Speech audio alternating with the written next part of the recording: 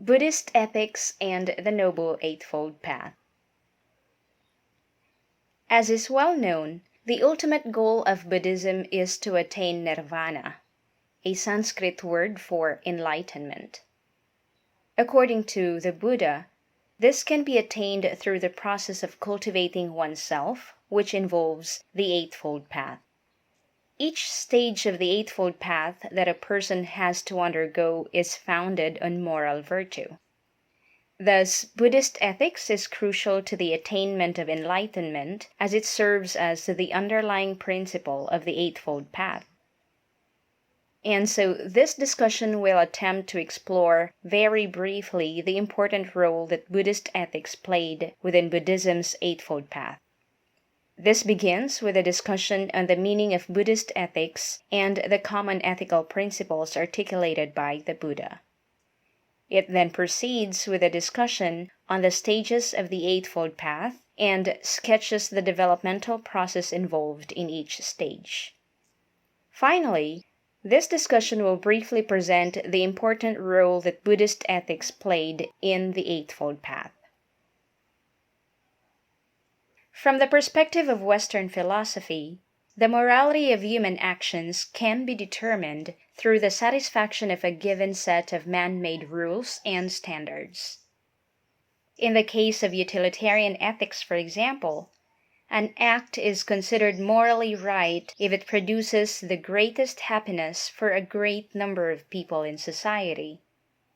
If it produces more harm than happiness, then an act is considered morally wrong.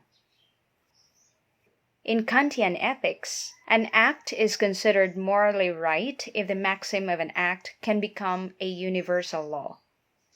In other words, for Kant, an act is right if everybody agrees with the principle upon which the action is based. And so, as we can see, the Western model of ethics is founded on arbitrary rules and standards that humans invented for their own utilitarian purpose. For example, abortion is morally wrong in many countries, but is right in other countries. In this way, the morality of abortion is entirely a matter of social custom that is useful and acceptable to a particular social context. Buddhist ethics, on the contrary, is not based on man-made rules and standards, but rather on permanent laws of nature. Thus, Buddhist ethical values are rooted in nature and the unchanging law of cause and effect. For this reason, the ethical imperatives in Buddhism should not be construed as rules for people to follow, but as guidelines for attaining enlightenment. This is why the Buddha did not prescribe any strict rules by which people are compelled to obey. On the contrary, the Buddha is seen to be helping people understand the nature of existence and at the same time guiding them on how to act ethically for their own happiness and for the benefit of others. The Buddha articulated these guidelines through the 5 precepts. The first precept involves the intention of not killing living beings. This does not mean, however, that we are not allowed to kill dangerous insects or slaughter some animals for consumption. What the Buddha wants to convey here is that we need to develop compassion for all living beings, most especially human beings. Now, the second precept is to abstain from stealing. Of course, stealing means not depriving others of what is rightfully theirs. But the Buddha goes beyond the ordinary understanding of the term. Hence, in the second precept, the Buddha wants us to develop a sense of justice and fairness. The third precept is abstention from sexual misconduct. A caveat must be borne in mind, though, that the term sexual here does not necessarily refer to sexual intercourse, but the entirety of the senses. Thus, when we say sexual satisfaction in this context, we mean sensual satisfaction, or the satisfaction of the senses. The satisfaction that one gets from eating could then be a concrete example of sexual satisfaction. And so, what this precept suggests is that we should not live in excess, such as excessive eating. The fourth precept is to abstain from lying. Here, the Buddha encourages us to be truthful all the time and be kind and gentle when dealing with our fellow men. This precept also calls us to refrain from speaking falsely and gossiping maliciously. Finally, the fifth precept encourages us to abstain from intoxicants, such as alcohol, tobacco, and illegal drugs. The reason for this is obvious, because in Buddhism, meditation is one of the keys to attaining enlightenment. It is but proper to avoid these intoxicants as they only hamstring the developmental of rational thinking and self-consciousness needed for mindfulness. With these precepts, understood as the practical expression of Buddhist ethics, we can now determine what makes morally right and morally wrong in Buddhism. All actions that spring from selfishness, hatred, greed, and ignorance are considered morally wrong, while those that spring from love, kindness, generosity, and wisdom are considered morally right. However, it is important to take note that Buddhist ethics does not speak of right and wrong as these words tend to condemn. Rather, it speaks of being skillful, or kusala, and unskillful, or akusala, for right and wrong respectively.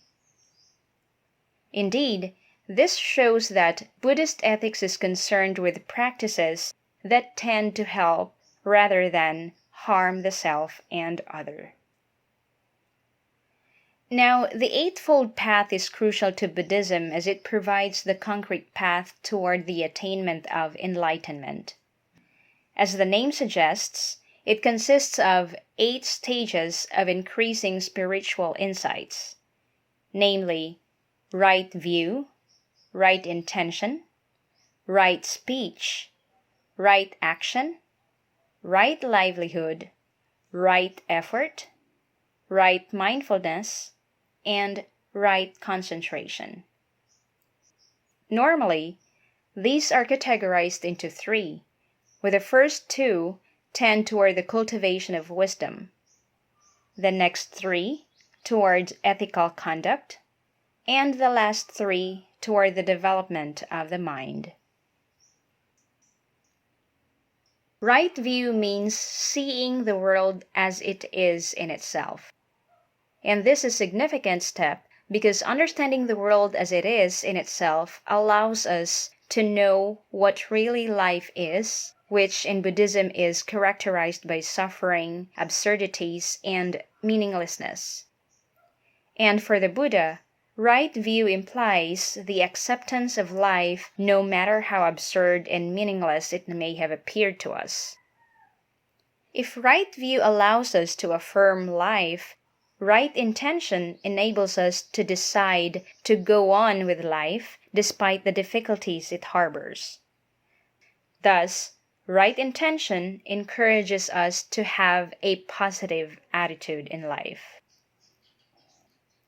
The Buddha viewed right speech as an act of abstaining from thoughtless words that cause harm to others, such as lying and malicious gossip. Here, the Buddha wants us to speak with honesty, mindfulness, and loving kindness. Right action means behaving in such a way that we do not harm any living being. Right livelihood follows directly from right action in the sense that, according to the Buddha, we ought to make a living in a just and peaceful way. For this reason, the Buddha calls us to refrain from having livelihoods that cause harm and destruction to our community, such as dealing with weapons. Now, right effort has something to do with the development of wholesome qualities, such as love, kindness, wisdom, and generosity, as well as the release of unwholesome qualities, such as hatred, anger, and ignorance.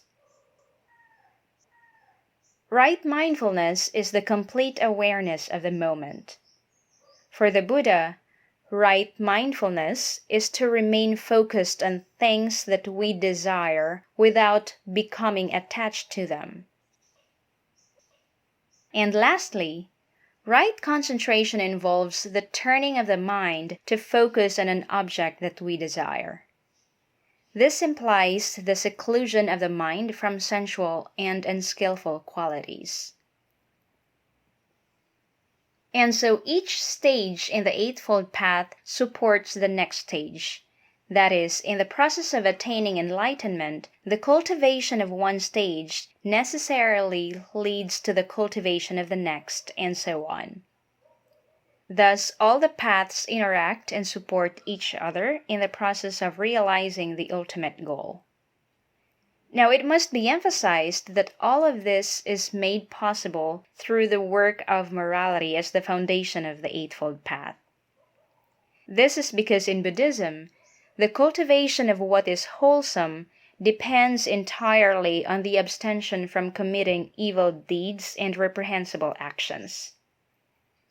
In fact, the Buddhist scriptures reveal that a person cannot proceed to meditation without first of all acquiring moral virtues that can restrain the external expression of defilement, such as greed, hatred, and ignorance. And so, this discussion shows that, unlike the Western model of ethics, which is founded on arbitrary rules and standards that humans invented for their own utilitarian purpose, Buddhist ethics is rooted in nature and the unchanging law of cause and effect.